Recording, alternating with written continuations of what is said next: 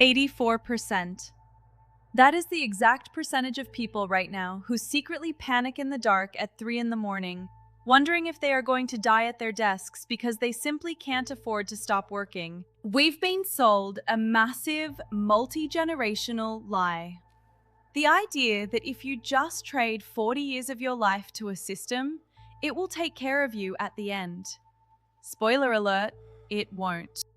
And that panic, honestly, isn't your fault. Modern financial systems were literally engineered to keep you on a perpetual treadmill. But take a deep breath. You don't need a fancy degree in finance or a trust fund to break out of it. Today, we're tearing down the illusion of traditional retirement, looking at how history actually got us here, and building a concrete, bulletproof blueprint so you can finally take control. Welcome back to Finance King and Queen. Let's rewrite the rules together. To understand why modern retirement feels like such an impossible dream, we have to look back at how this concept was actually born. Most people assume retirement is some sacred, natural human milestone. It's not. For 99% of human history, people just worked until they physically couldn't, and then their extended families looked after them. Period. Right. If you look back at the ancient world, only a tiny elite got anything resembling a pension. In ancient Rome, under Augustus, legionnaires who survived decades of brutal military campaigns received a premium, a cash bonus or a plot of land so they wouldn't revolt. It wasn't a reward for old age, it was hazard pay to keep the peace. And if we jump forward to medieval guilds, they had mutual aid boxes, early insurance pools where craftsmen chipped in so that if a member got injured or died, their family wouldn't starve. But a mass, standardized exit from labor? That simply didn't exist. The whole concept of a fixed retirement age as a mass social policy is actually a modern bureaucratic invention. Let's jump to Germany in 1889. Chancellor Otto von Bismarck introduced the world's first modern state pension system. But here is the kicker that most history books completely gloss over. The retirement age was originally set at 70. 70 sounds almost arbitrary, until you see the math behind it. Yes, life expectancy at birth back then hovered in the mid-40s. But that number is dragged down hard by brutal infant and child mortality. If you actually survived into adulthood, you had a real shot at growing old. Still, historians estimate that only about half of the workers paying into that system ever lived long enough to collect a single pension check. And the ones who did collect weren't exactly retiring to a beach for 30 years. It was never designed as a reward.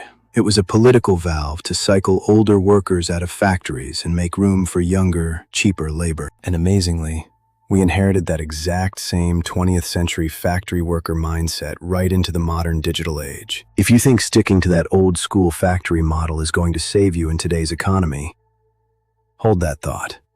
Because in just a moment, we're going to look at why modern life has completely broken that formula and the exact psychological shift you need to make right now before it's too late. So, what do modern people do? Let's look at the data. The average person today hits their 20s, panics about finding a job, starts buying liabilities just to look successful on social media, and puts their long-term security into a basic savings account earning nearly 0% interest. The modern illusion of safety. Putting your cash in a traditional bank account while inflation quietly eats 3 to 5% of your purchasing power every single year?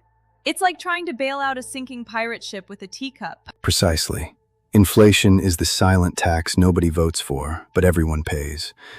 When you save cash under the mattress or in a zero-yield account, you are literally getting poorer by the day. And the worst part? People actually think they're being responsible. It hurts because it sounds safe. But safety in a shifting economy is the biggest risk of all. You aren't playing to win, you're just playing not to lose. And spoiler alert, you're still losing. Don't panic yet. Recognizing the trap is actually half the battle won. But how do we escape the rat race with actual, actionable steps instead of vague advice? Let's break down a real blueprint for an easy life. Step 1. Build a multi-stream cash engine. Don't rely on a single paycheck, and don't just hoard cash.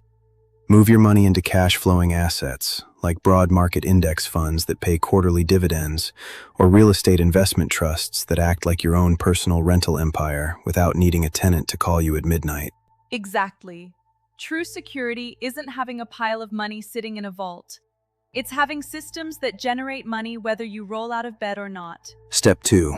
Automate your asset accumulation. Treat buying assets like paying your rent or your taxes. The second your income hits your account, a set percentage is automatically swept away into investments before you even have a chance to spend it on lifestyle inflation. And step 3.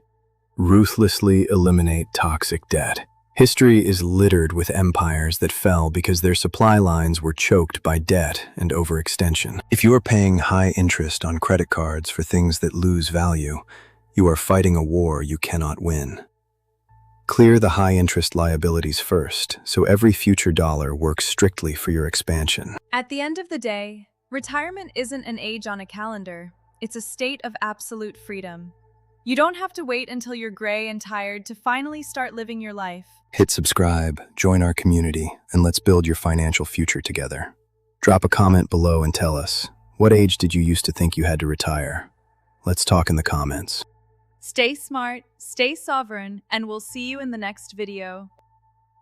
And remember, future kings and queens, if you do not build your empire today, tomorrow you will be the slaves of another.